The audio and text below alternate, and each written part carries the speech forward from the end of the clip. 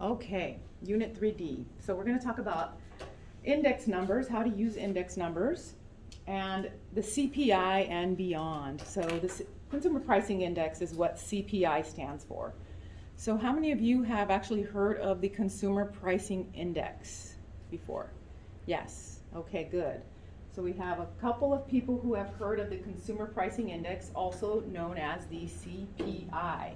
So we're going to learn about that and how to do calculations using the Consumer Pricing Index, as well as index numbers in general.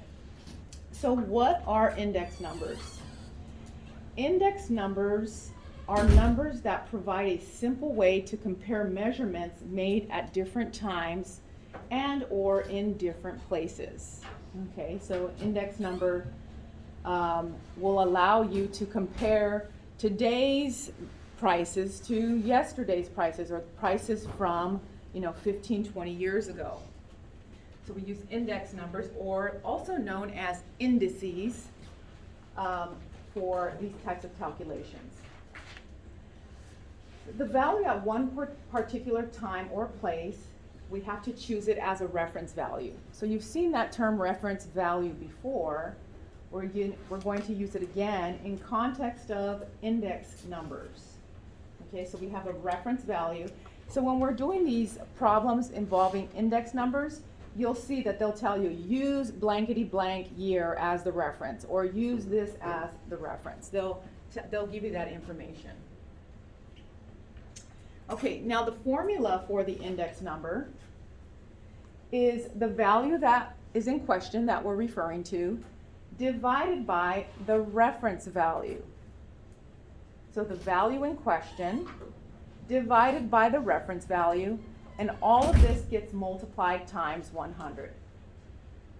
Okay, so index number is the value in question divided by the stated reference value. All of that gets multiplied by 100. It's not considered a percent, it's considered an index number, but we multiply it by 100 to get the actual value. Now, just a quick note that in this book, we don't have a particular rule for rounding the index numbers, but in here, in this book, they'll round to the nearest tenth. So that means one decimal place to the right, the 10th place. So you'll see that on the homework assignments. It'll probably tell you to round the index value to the 10th place. Pay close attention to the rounding value, so that if it tells you the 10th, that means one digit. If it tells you the hundredths, that means two digits to the right of the decimal. Okay, so let's do some applications with index numbers. Okay, so here is an example.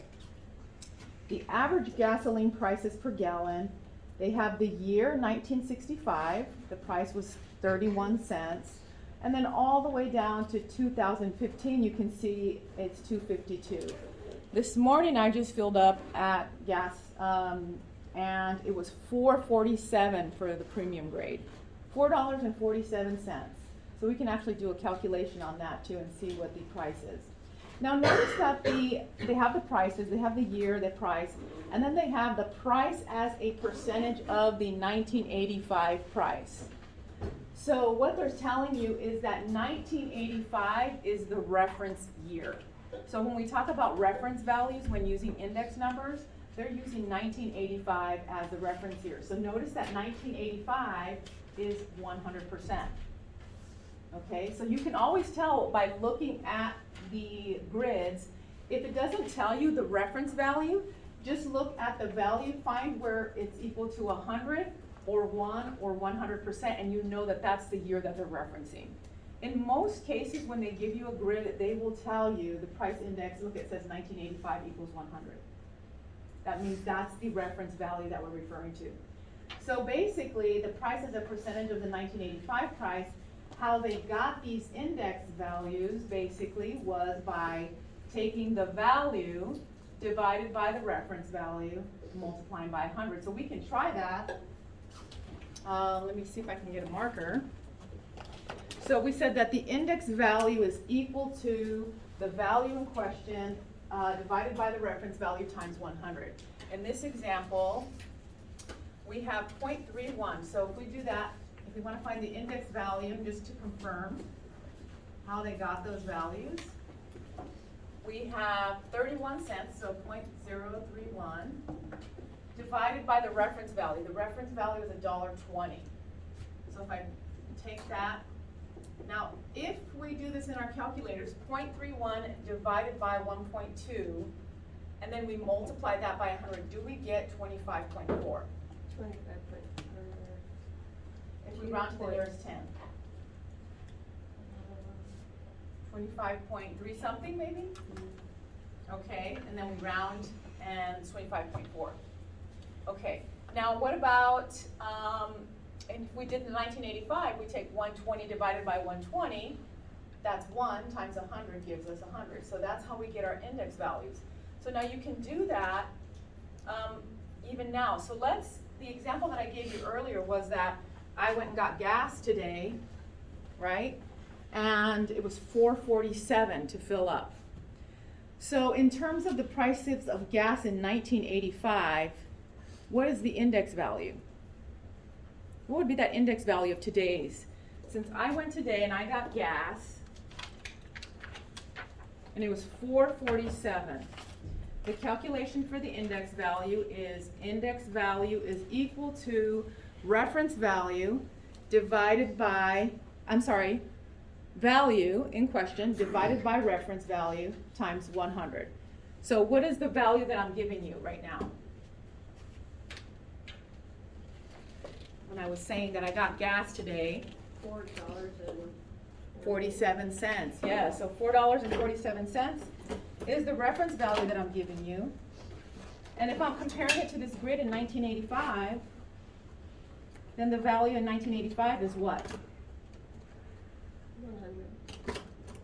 No, the value in 1985 is $1.20. Okay? So if I take 447, and I'm just trying to find my pen. 447 divided by $1.20. Multiply that by 100.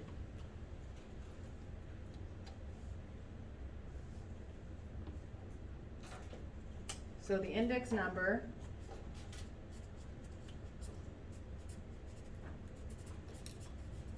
is equal to the value divided by the reference value times 100.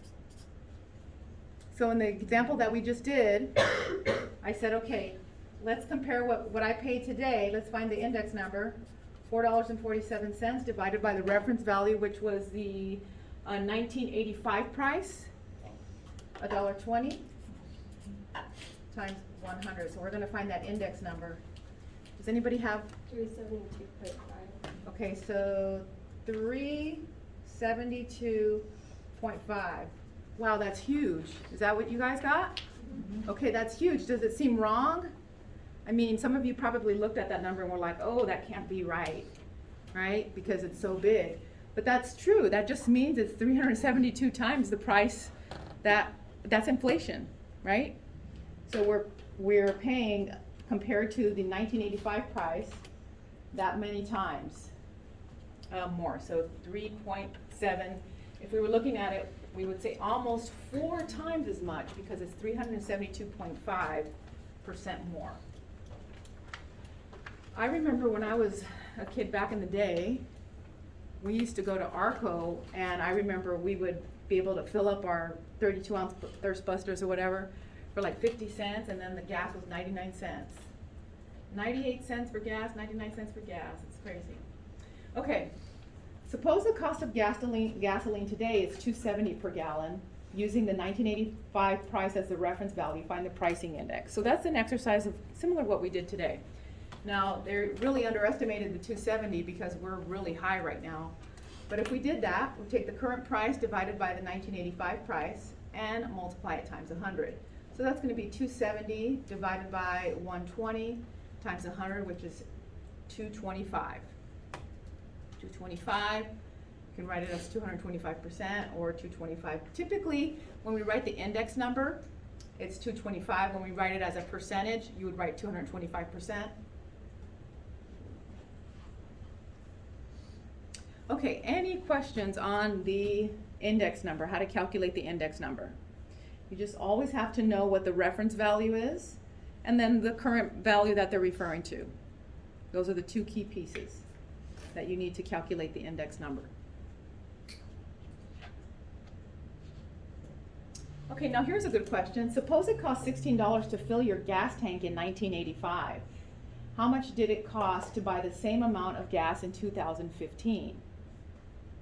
Suppose it cost $16 to fill your gas tank in 1985. How much did it cost to buy the same amount in 2015? Well, if we look at if we go back to the price of gasoline on that pricing index, so I'll go back. Oops. And in 2015, the gas was $2.52.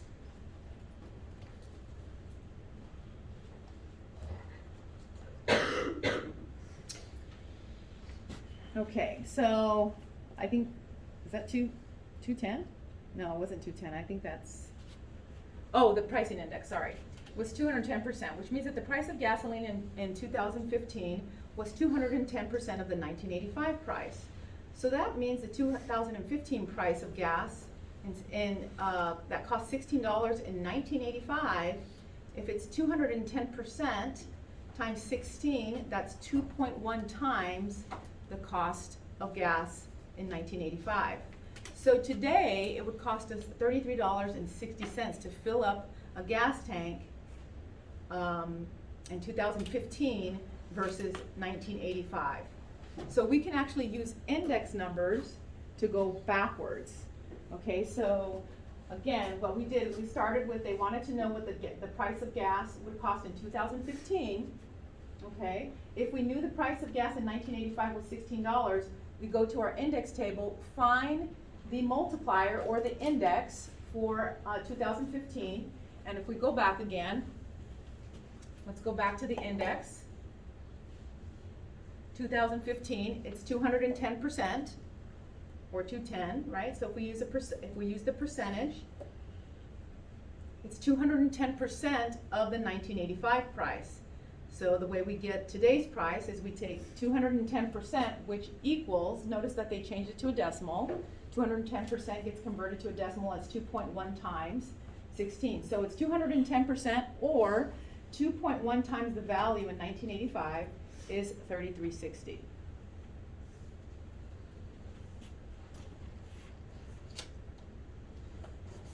Now we have a formula, and I don't know that it's on this PowerPoint presentation.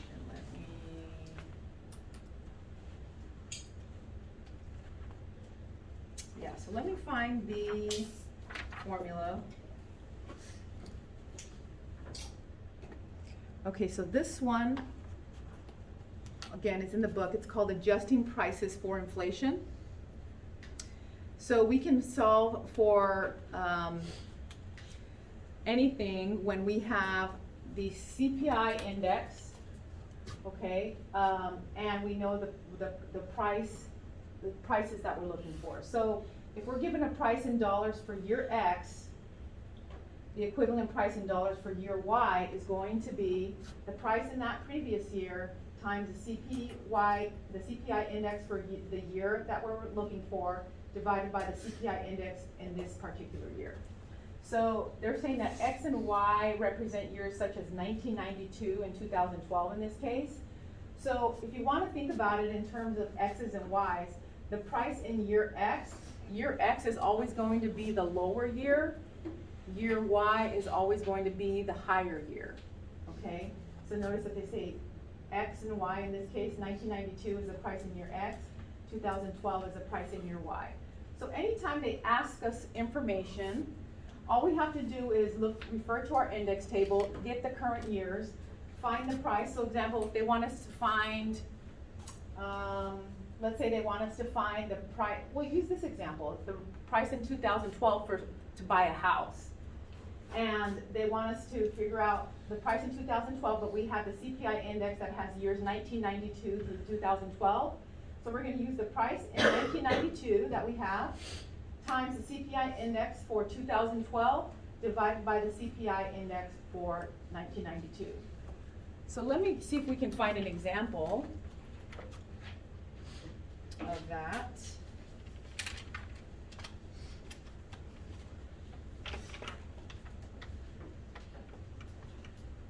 Okay, so baseball salaries.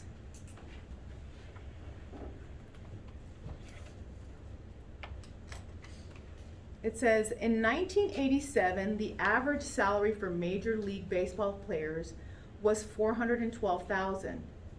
In 2012, it was $3,440,000. Compare the two salaries in 2012 dollars. How does the rise in baseball salaries compare to the overall rise in prices with inflation? Okay, so what this means is, again, in terms of X and Y, so we had that formula on the previous page that you saw. X is always going to be the smaller year, the earlier year. Y is always going to be the more recent year or the bigger year. So the salary in 2012, again, that's Y, is going to be equal to the salary in 1987, that's the price in X, times the CPI for Y divided by the CPI for X. So Y in this case is 2012, X is 1987. Okay, so the reason they got those values is because they're referring to a consumer pricing index, and I can get those for you. Let me see if I can find the consumer pricing index that they're referring to. Okay, so here's the consumer pricing index. So they gave us the 2 years that we were looking for. They were looking at 2012, and then the other one was, what was the other year? 1987. 1987.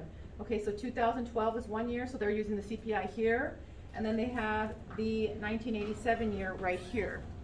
Okay, so that's where they're getting these values that they need for the calculation to figure it out. So again, here's the formula.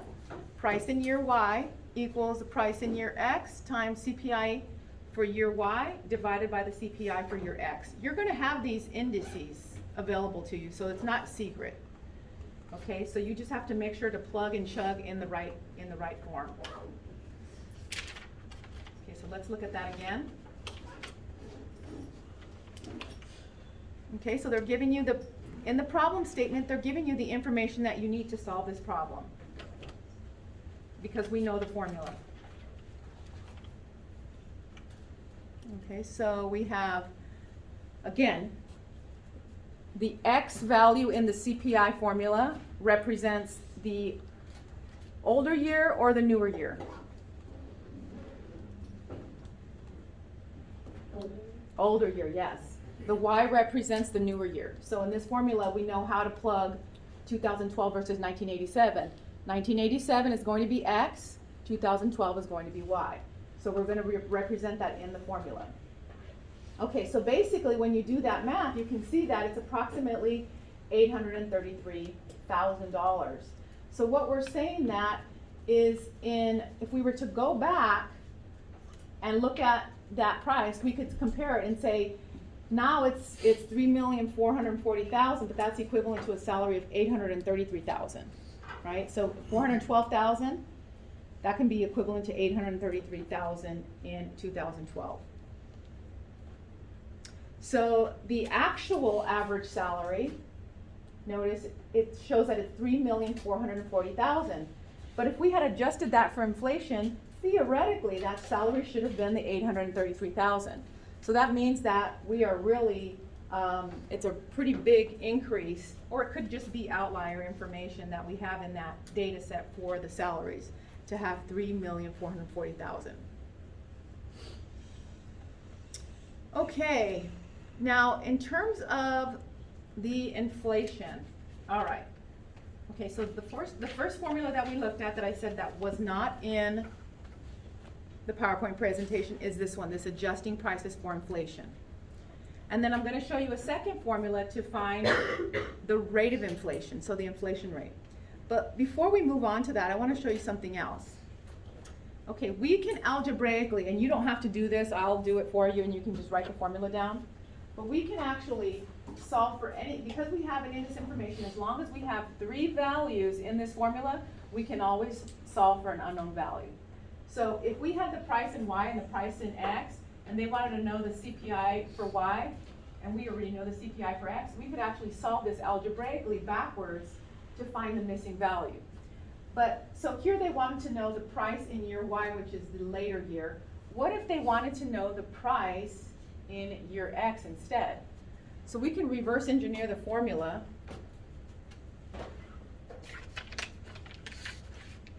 So we have this formula right here that finds the price in the most recent year, the most current year.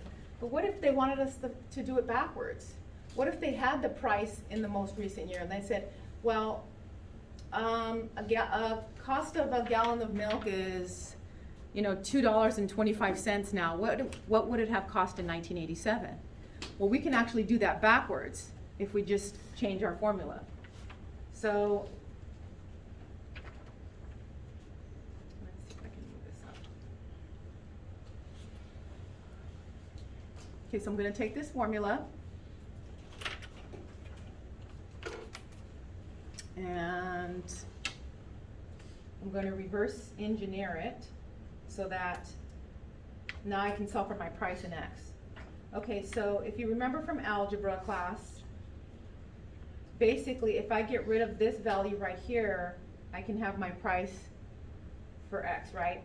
So in order to get rid of this fraction, I basically have to multiply that fraction times its reverse, times its reciprocal. So if I multiply both sides of this equation by, I need to get my glasses, by the inverse or the reciprocal of that. Okay, so instead I'm going to multiply both sides of this equation by CPI X over CPI Y. Okay, so I'm going to multiply that. And I'm also going to do that over here, CPI X over CPI Y. Following the rules of algebra, whatever you do to one side, you have to do to the other. So what happens is when I do that multiplication, these guys cancel out because what I really have here, what I've just done, is I have times the price for Y equals price X, and then I have still the CPI. Oh goodness, I'm going to run out of space.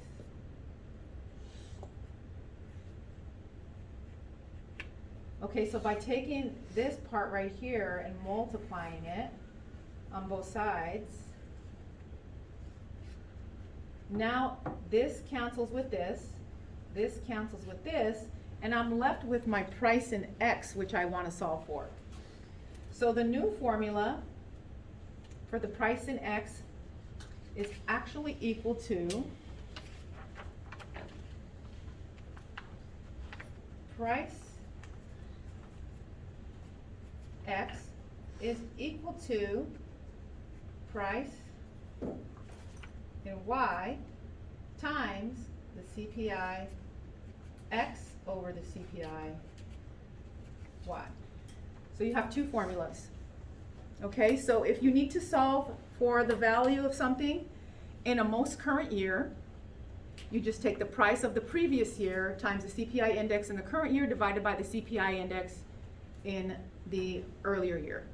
If you need to find the price that going backwards, we use the price in year Y times the CPI index in X divided by the CPI index in Y. Okay, so I'm going to give another example of that. Okay, so we're gonna do it backwards. We're gonna do two things. We're gonna do one regular way and then one the other way. Suppose,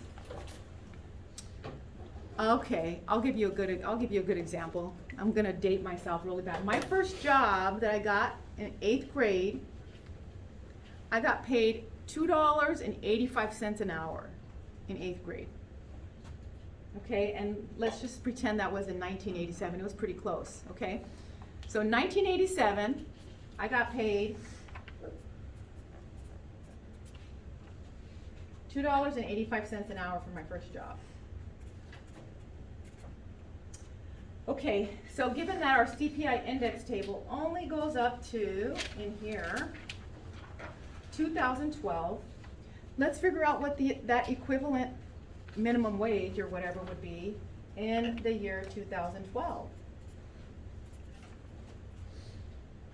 Okay, so here, which one are they asking for? Are they asking for the price in year Y or the price in year X? Which one am I asking for? The price in year Y or the price in year X? Yes, I'm asking them for the price in year Y. So I'm going to use this formula.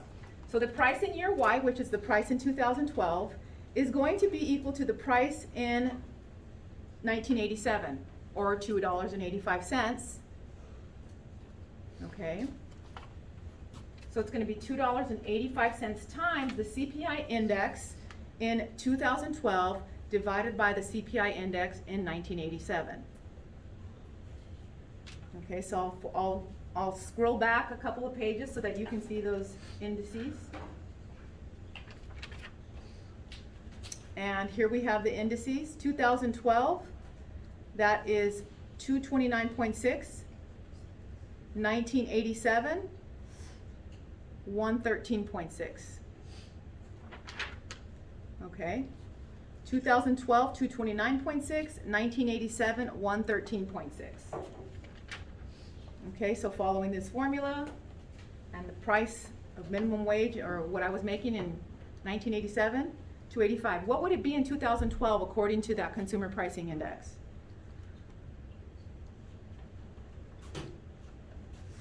So I'm going to say the price of the minimum wage. I don't think you can see that. Oh, yeah, you can. Okay. Price in 2012 is going to be equal to $2.85 times the 229.6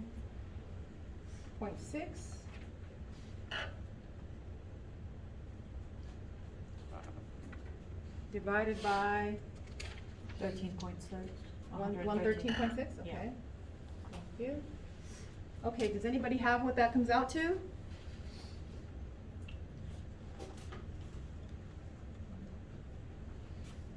Should be higher than $2.85. 576. $5.76. Okay. So the price in 2012 we can say is approximately $5.76. Now that's just saying that we're adjusting for inflation, assuming those consumer pricing indices. Now, if you go online, you can Google it. You can find the consumer pricing indexes all the way through like 2021. Because they do this analysis every single year, and that's how they determine what the inflation is. Okay, now let's say we want to go backwards. And let's say we want to know what the minimum wage would have been. Let's say, we have to do 2012, so I'm going to make up a different number. Let's say in 2012 it wasn't 576. Let's say in 2012 it was in 2012 we're going to say that it was $7.25 in 2012. So then therefore what was the minimum wage, or what would it have been, in no, we don't have to do 1987. Let's say what would it have been in the year 2000. Okay, if in 2012 it was $7.25, what would it have been in 2000? Okay, so here, this is my X and this is my Y, right? I'm sorry. This is my Y and this is my X, so we're actually looking for the price in year X in this case. So in this case, we're going to use this formula. The price in year X, or the price in the year 2000, is equal to the price in 2012 times the CPI index for the year 2000 divided by the CPI index for the year 2012. Okay, so price in the year 2000 is going to be equal to the price in, I'll just write the whole thing out and then we'll substitute, times the CPI index for 2000 divided by the CPI index for 2012. Okay, so that's going to equal to 725 times CPI index for the year 2000. So we know that in 2012, we wrote that down, right? It was 2000, or it was 229.6? Yes. So it's 229.6. So I just need to find the CPI in 2000. And they'll give you those values. So we just have to look here. And it looks like it's 172.2. So I'm going to put that in here.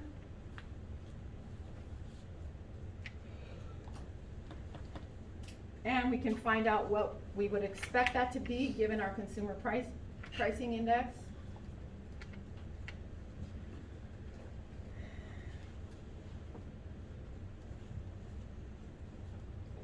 And so we take 172.2 divided by 229.6 times $7.25.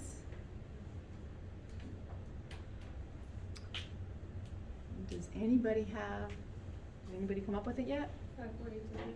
543? Now, does it make sense that it's less? Does it make sense that the value is less? Yeah, because it was years before, right? So 543, good job. So, yeah, it would make sense. Just like this price, we have went from 285 to 576. It's higher, so that would make sense. All right, so there's your adjusting for inflation. Whenever you get questions that adjust for inflation, they ask you like, what was the value of today's dollar if it was this back in, 1987? Or if they ask you the inverse, you can use this formula, these two formulas. You'll also have questions on inflation, on the rate of inflation. That's something else that's not covered in the PowerPoint presentation, but it is in the book. So they may ask you for what the inflation rate is. The inflation rate is actually the relative change in the CPI indices. And they're going to assume that you know what that relative change means, but it's actually in the book too. Okay, so the rate of inflation from one year to the next is the relative change in the consumer pricing index.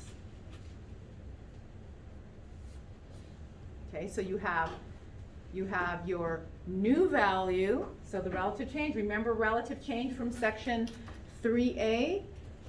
So with relative change and relative difference, that formula is, I'll write it in here, new value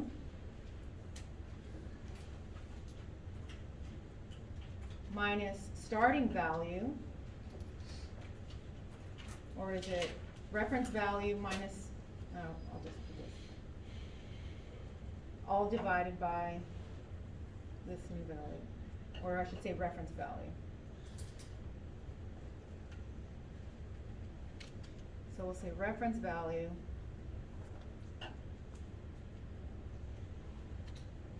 okay, so if you do all of that, relative increase. I knew I had it right the first time. Let me bring you up here. This is the better way. The inflation rate. So you have your new value minus the starting or the old, all divided by the old.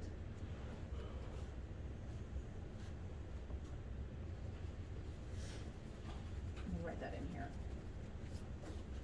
So new value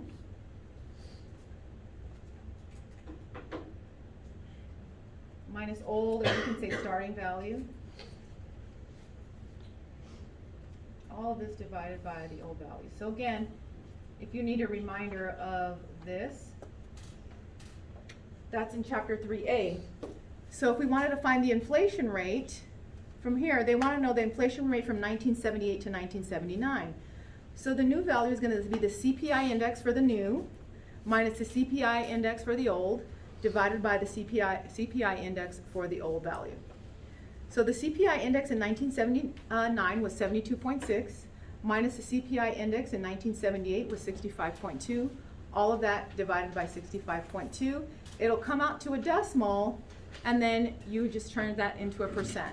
So if you ever listen to the news and they're like, inflation is at an all-time high of 9.2%, you have to know what they're referring to as far as the old value and the new value. So Since 2020, I think the inflation rate has gone pretty high. So that's what they're doing, is they're comparing the CPI index from the current, or the new, minus the CPI index from the old. Now you have to have the CPI indices in order to do these calculations. Okay, so we're gonna do one example of this, one more example. There's also examples in your book, but let's figure out what the inflation rate is from between 2010 and 1989. So what's the inflation rate from 2010 versus 1989? What's the inflation rate? Now again, keep in mind the inflation rate, the calculation is equal to the CPI index for the new minus the CPI index for the old, all divided by the CPI index for the old value. You have this information in the chart, so all you have to do is find the rate of inflation.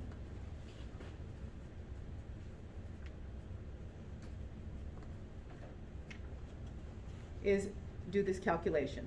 Okay, so let me move this down so you can see the values. We have 1989, you can see it, and we have 2010, you can see it.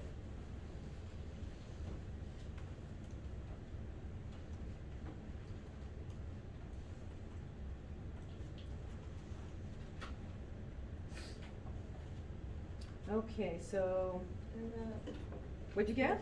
217. That's right. As a percent? Like 217? So 217%? Okay, so let's check it. Okay, so the CPI new is 218.0 minus the CPI old in 1989, it was 124.0. And then the CPI old is 124.0. And then once you get this answer, you multiply by 100% to get the percentage. So what does it come out as a decimal once you first do the math? 218 minus 124, all of that divided by 124. Let me see.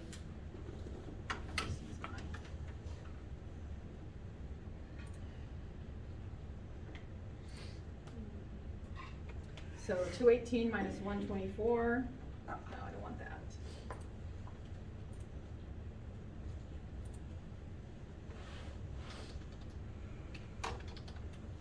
Is 94. That divided by 124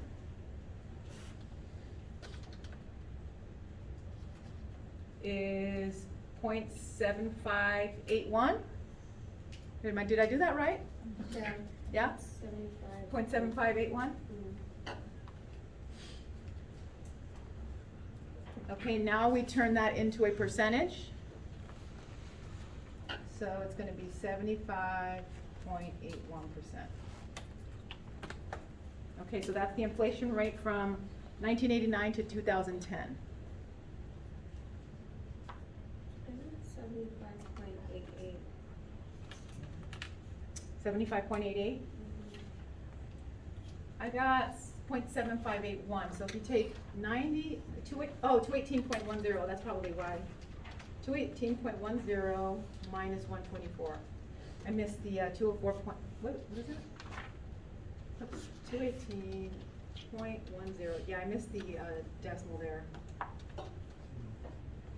This should be 94.1, so you're right, Monica, 94.1 divided by 124.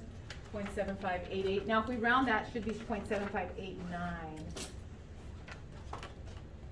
And then this is 0.7589. Or you can say approximately 75.9 if we're just using one decimal place. So that's a pretty big inflation rate, but it's completely possible given that it's that many years apart.